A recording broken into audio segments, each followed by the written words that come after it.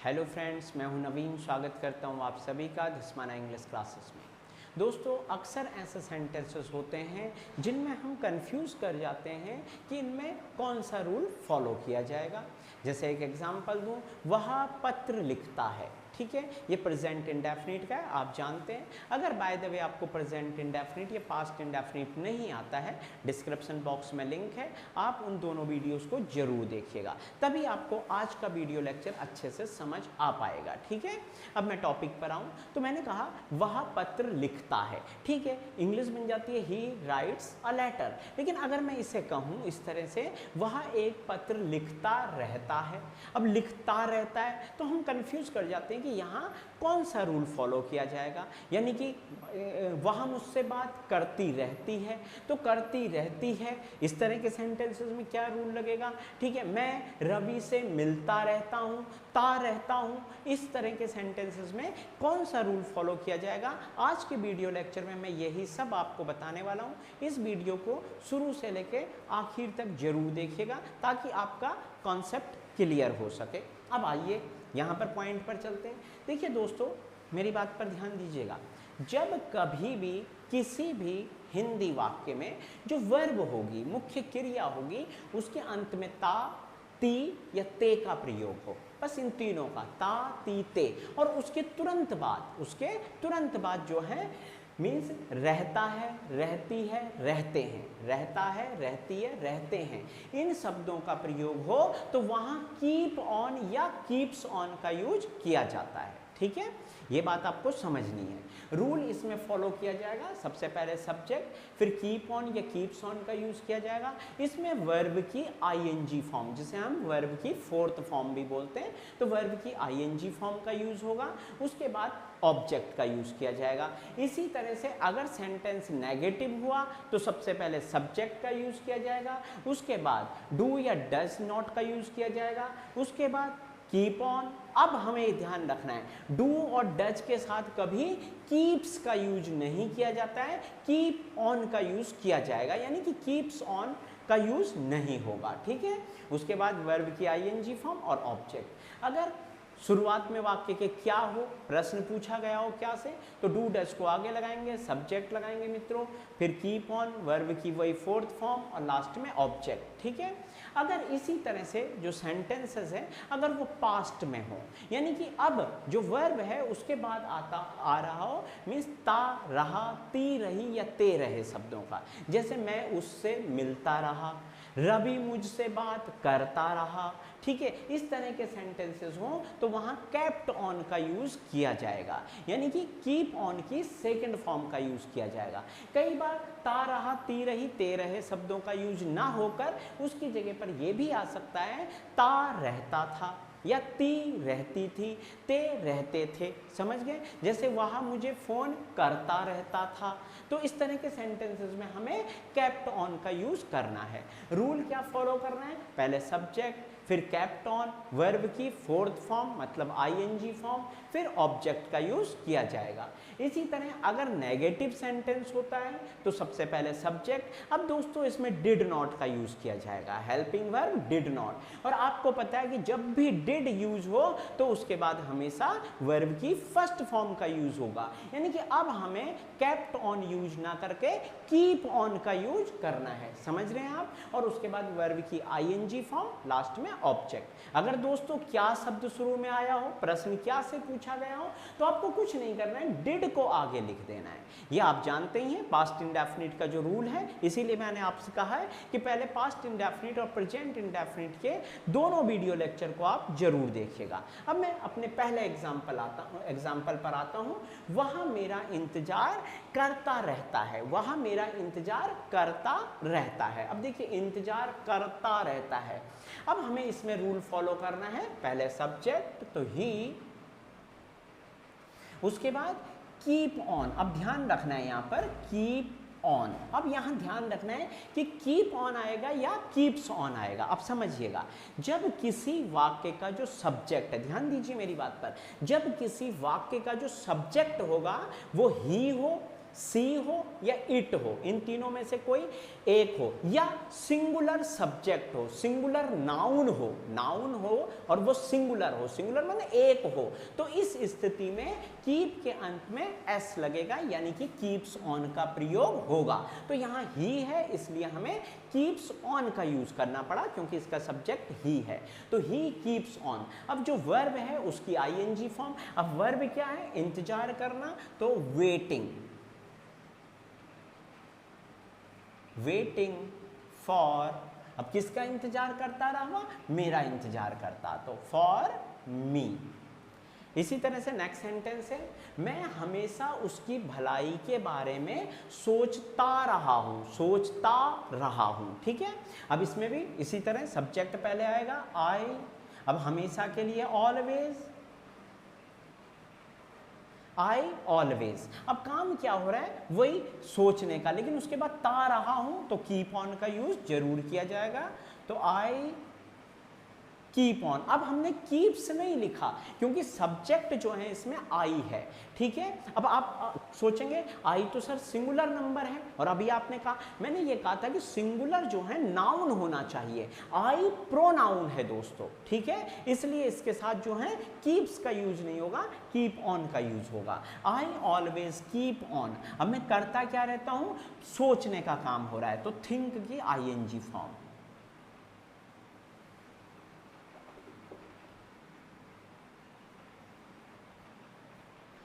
I always keep on thinking. अब किस बारे में? उसके भलाई के बारे में, तो about, about, about her welfare. Welfare means भलाई। नेक्स्ट है, वह दिन भर नहीं सोता रहता है, वह दिन भर नहीं सोता रहता है, ये नेगेटिव है। देखिए सबसे पहले आएगा ही के साथ आपको पता है दोस्तों, ही डज नॉट। उसके बाद कीप ऑन। अब यहाँ कीप्स नहीं लिखेंगे क्योंकि डू डज के बाद कीप का यूज होता है, एस हट जाता है, तो he does not keep on. अब काम क्या हो रहा है? सोने का, sleeping.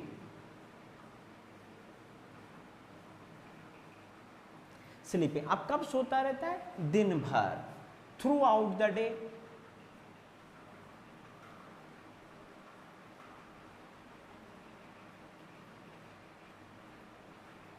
Through out the day. Next sentence है, क्या आप मेरे वीडियो देखते रहते हो? क्या आप मेरे वीडियो देखते रहते हो? अब यहाँ क्या शुरू में दिया है, तो हमें डू डज का यूज शुरू में करना है। ठीक है, अब हमें सब्जेक्ट देखना है कि सब्जेक्ट कौन है? आप हैं, तो यू के साथ डू का यूज होता है। ठीक, तो हम यहाँ पर लिखेंगे डू यू, डू यू। ठीक है, अब उसके बाद कीप ऑन। अब वर्ब काम क्या हो रहा है? देखने का, वॉचिंग, वॉचिंग। और क्या देखते रहते हो? मेरे वीडियो, माय वीडियोज।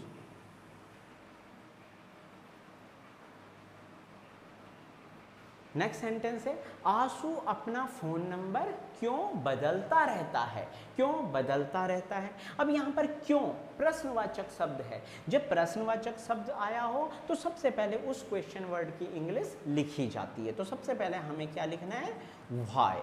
ठीक है, उसके बाद हमें डू या डज का यूज करना है। अब सब्जेक्ट कौन है इसमें? आशु है, यानी कि कोई थर्ड पर्सन है, एक व्यक्ति है। ठीक है, एक है, सिंगुलर नाउन है, तो यहाँ डज का यूज किया जाएगा। Why does Ashu,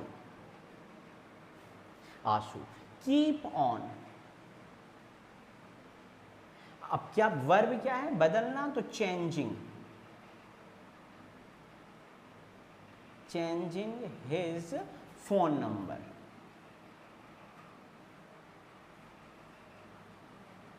phone number. ठीक है, नेक्स्ट सेंटेंस है, देखिए, आप काम से जी क्यों चुराते हो? आप काम से जी क्यों चुराते रहते हो? ठीक, और नेक्स्ट है, वह दिन भर घर पर क्या करती रहती है?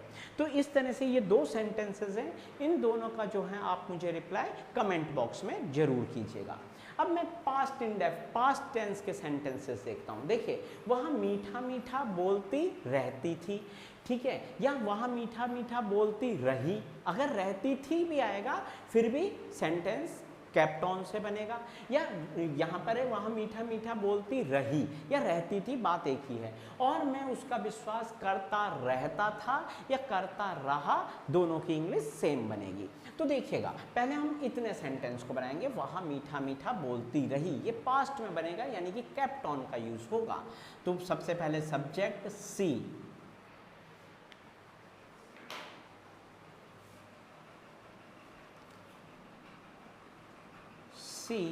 अब देखिए केप्ट ऑन का यूज किया जाएगा यानी कि कीप ऑन की second form, see kept on. अब काम क्या हो रहा है, बोलने का, तो मीन्स वर्ब की ING form speaking.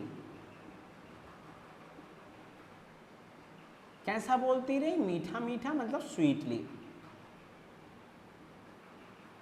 Sweetly. And conjunction है। अब दूसरा सेंटेंस, मैं उसका विश्वास करता रहा या मैं उसका विश्वास करता रहता था, बात एक ही होगी। अब देखिएगा सब्जेक्ट कौन है, मैं, क्योंकि मैं काम कर रहा हूं, आई केप्ट ऑन, ठीक है। विश्वास करने के लिए हम हैविंग ट्रस्ट भी लिख सकते हैं या बिलीविंग भी लिख सकते हैं। बिलीविंग इन हर।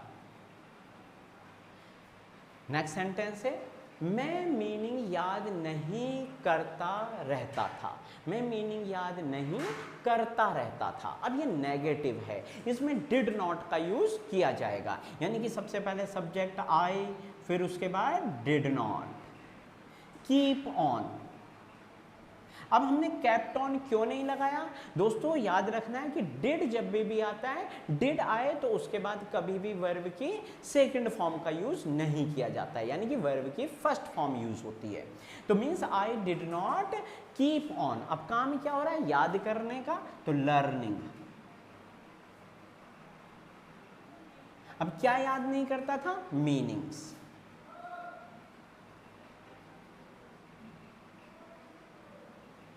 ठीक है, इसी तरह से नेक्स्ट सेंटेंस देखते हैं। उम्मीद करता हूं कि आपको समझ आ रहा होगा। देखिए, वह वर्षों तक आपकी भावनाओं से खेलता रहा, वह वर्षों तक आपकी भावनाओं से खेलता रहा, ठीक है। अब देखिएगा, पहले सब्जेक्ट लगा देंगे ही, ठीक है। अब यहाँ पर ये सिंपल पॉजिटिव सेंटेंस है, आप देख रहे होंगे, यानी कि इसमें डिड नॉट का यूज नहीं होगा, नेगेटिव नहीं है, तो अब केप्ट ऑन यूज होगा, कीप ऑन नहीं होगा। तो ही केप्ट ऑन। काम क्या हो रहा है, खेलने का, वर्ब की आईएनजी फॉर्म, प्लेइंग। किसके साथ खेलता रहा, तो ही केप्ट ऑन प्लेइंग, और आपकी भावनाओं के साथ, तो with your feelings.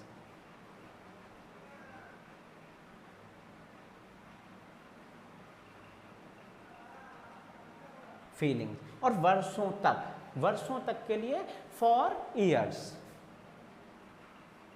For years. इसी तरह अगला सेंटेंस है, क्या वह चोरी करता रहता था, क्या वह चोरी करता रहता था, क्या शुरू में आया है, ठीक है। ये इंट्रोगेटिव सेंटेंस है, तो इसमें क्या किया जाएगा, सबसे पहले डिड का यूज किया जाएगा। तो डिड ही, सब्जेक्ट कौन है, वह। डिड ही कीप ऑन, अब केप्ट ऑन का यूज नहीं किया जाएगा, he did he keep on. अब काम क्या हो रहा है, वर्ब क्या है, चोरी करना। चोरी करने को इंग्लिश में बोलते हैं commit theft. Second form committed theft, third form भी कमिटेड थेफ्ट, और वर्ब की ING form committing theft.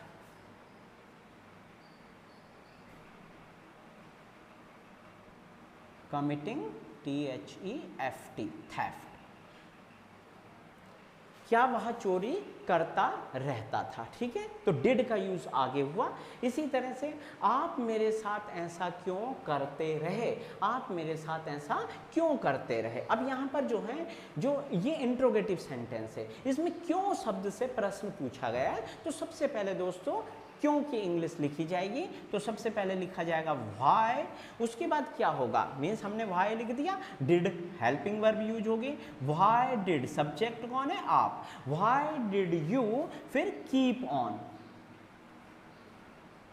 Keep on, ठीक है। वर्ब क्या है, काम क्या हो रहा है, करने का काम हो रहा है, तो डूइंग, डूइंग सो, सो माने ऐसा, डूइंग सो, और किसके साथ, मेरे साथ, विद मी।